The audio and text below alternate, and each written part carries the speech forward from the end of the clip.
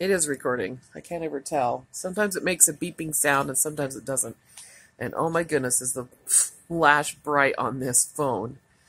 Um, Ty and I are chilling here. He's playing The Division. Don't know if you can even see that. It looks super blurry. Yeah, you can't even see it. That's too bad. And right now we're both feeling a little hurt, I guess, disappointed, a little put out, a little confused, and kind of shocked, I guess. Our son is on the autism spectrum. He's 5, and with that comes, a lot of different things. Everybody has lots of different kinds of symptoms that go along with that, and there are a lot of people that never get diagnosed with it. Especially people that are around my age and older, never got diagnosed with it because they didn't understand it at all years ago. And people are just barely starting to even have a remote idea of what it is and how vast and how different it can be for each individual, especially between boys and girls, and of course where they fall on the spectrum. And it seems like Tyler and I kind of just meet lots of people who either have it or their spouse has it or their child has it, And it's been good, though, because in our case, our son is on that spectrum, and it's hard. It is honestly very hard to live with. We love him unconditionally, and he is very special to us. It was really hard getting him here, and it's a miracle that he, survived pregnancy and the birth and, being premature 2 months. That was a miracle in and of itself. And then he has, other issues on top of that. So anyway, we're just a little bit surprised because I guess people's understanding of it is just really shallow, really low. People's opinion of mental illness and mental handicap, unfortunately, pretty low. Like, it's almost like so many people see anybody with a mental or emotional disability as being lesser of a person or lower of a person or a problem or an issue or whatever, just a negative. They see it in a negative light, I guess it's the best way to put it. And so if you were supposedly to know somebody for years and recognize symptoms of a disease that they probably have that they don't know that they might have, and if you were to say to bring up the topic with a loved one hoping that you could help, saying, I love this person, I care about this person, we have noticed some things and we're concerned. Have you noticed things like this yourself? And what if they agree with you? And what if you say, I've waited a long time to bring this up with you because I didn't want to offend you and I wanted to wait until I felt like you would be okay with it. And then they were to reply with, oh, I won't be offended. Oh, no, I'm not offended at all. And then come to find out they're extremely offended. So offended, in fact, that they decide to block you on Facebook. Wow, so mature. Anyway, and say this person you're concerned about is like a best friend that you've known a long time, and that you have stuck your neck out for countless times. You've helped in so many ways, loved them unconditionally, treated them and accepted them as family, literally as family. But to have them turn their back on you because you suspect, say, autistic signs in them, and for one of them to get like so incredibly offended and angered and act like it was a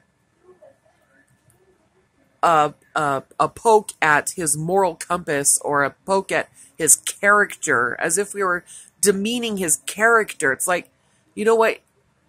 That has nothing to do with your moral compass or your character or who you are as a person. If you've got a mental or a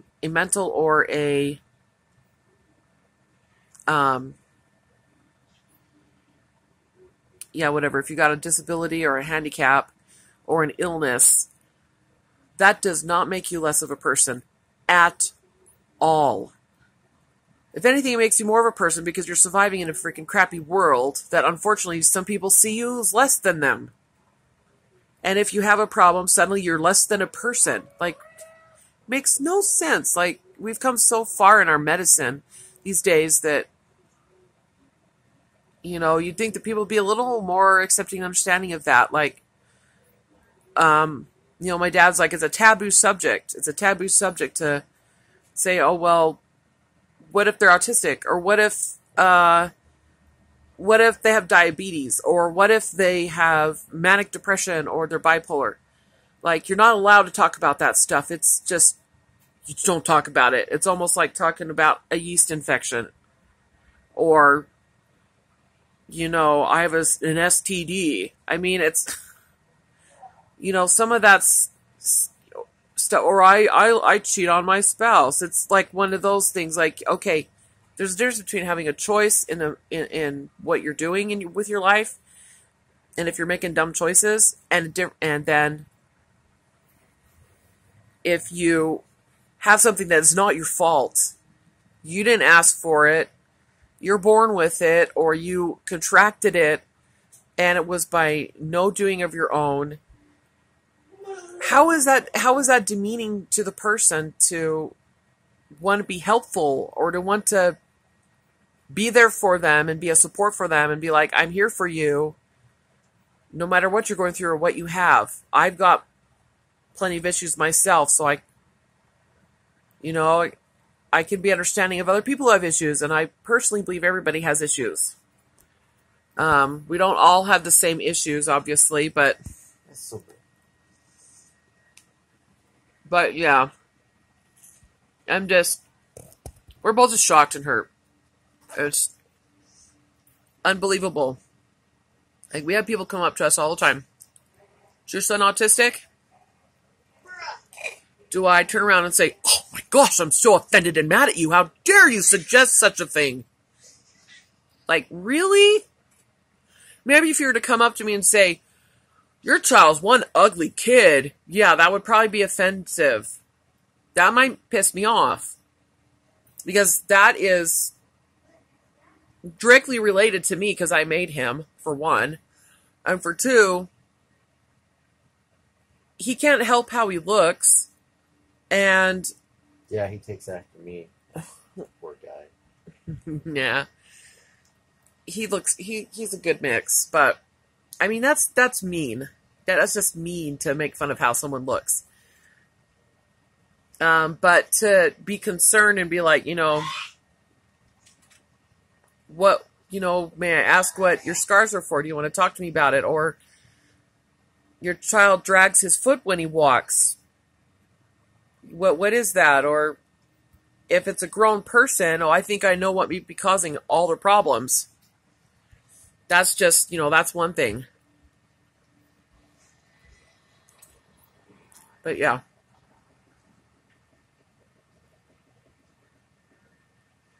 So we're feeling really like betrayed, I guess.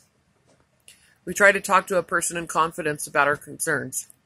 About our observations, I should say. And concerns. Believing that we had this in full confidence, and instead it gets smeared out and blown out of proportion and over dramatized, and it's freezing here. Now it's turned into something that it never was meant to be, that never is and never should be, and is ridiculous. And then they act like they're the only ones going through tough times. Hello, we've got 4 kids. I have disabilities. I can't work. My husband lost his job. No, go away. A husband lost his job, and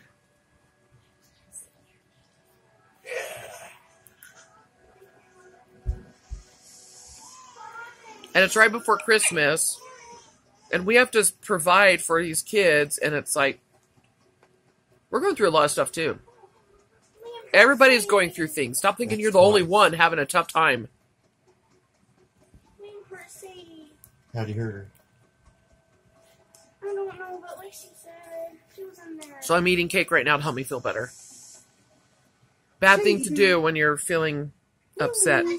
So we've decided we're just, if they want to play games and act butthurt and turn something into what never was, that's their loss.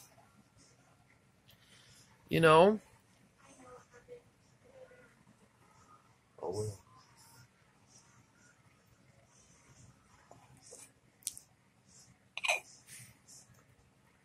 Anyway, if anyone has any thoughts about that, feel free to share, because Mom, we're just like totally confused about the whole thing. I know What? what happened to Sadie. Liam was going like this, and his head hit hers. It was on video. Lacey recorded it. Does she have a bruise? Teeny bit, yeah. Poor little lady. Was she pooping again? Wow. Sadie's been having poop storms the last couple days. Oh my gosh. I can feel her stomach bubbling. Mm-hmm. Oh, she stinks. You just started. I don't even see how long this is going. I think it's already up to 12 minutes, which means my memory card's going to be done. Let me see. Memory card and phone memory. It's Done. 12 minutes. So, anyway. Adios. Amigos.